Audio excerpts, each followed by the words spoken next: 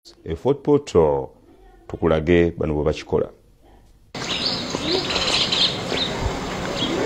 Essomero lya Kyebambe gawozeese lisangibwa mu disitulikiti y'e Fort Portal era nga limu ku masomero agatandikibwa okusomesa omwana omuwala.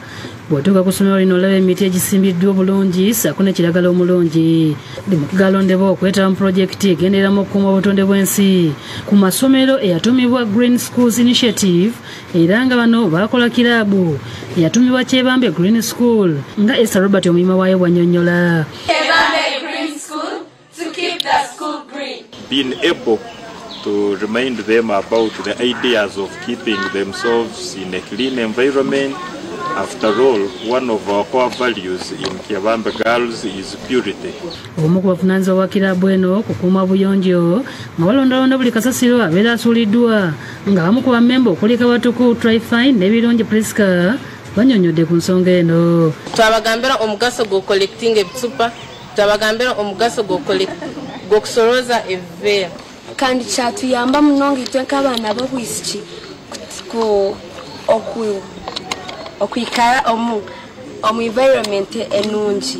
Kiraabu eno emaze emyezi 15 ng'egendereramu okulaba nga bakuuma obutonde bw'ensi era nga batunnyonnyodde ebigendererwa by'ekibiina kino ebirala omuli okumanya ku nkyukakyuka mu mbeera y'obudde n'okumanya akabi akali mu kwonoona obutonde bw'ensi. Noshanga omwana okutakuza kuyimerera kukola deforestation, kutema emiti, takuza kwikiriza okutema ebihangwa. Bammemba nga bayita mu kiraabu eno bayiga ebintu eby'enjawulo omuli engeri gye bakolesamu emmere beesigaddewo, obukulu bw'okulembeka amazzi ag'enkuba, okwongera omutindo ku bintu omuli obucupa n'ebirala.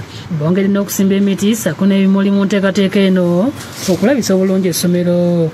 Mu bunyomerero obw'enjawulo bassaamu ebisulibwamu kasasiro okutangira abayizi okumumansamansa.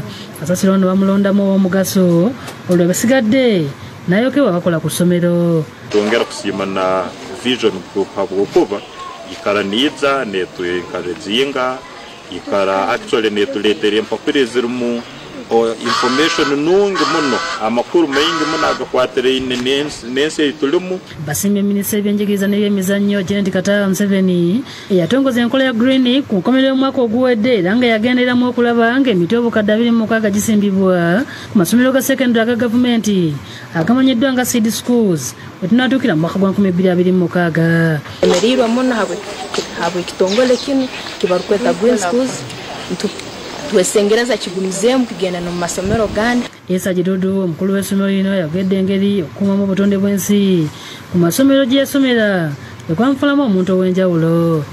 That groomed me to understand that there is nothing better than life. Where you have life, then you have everything.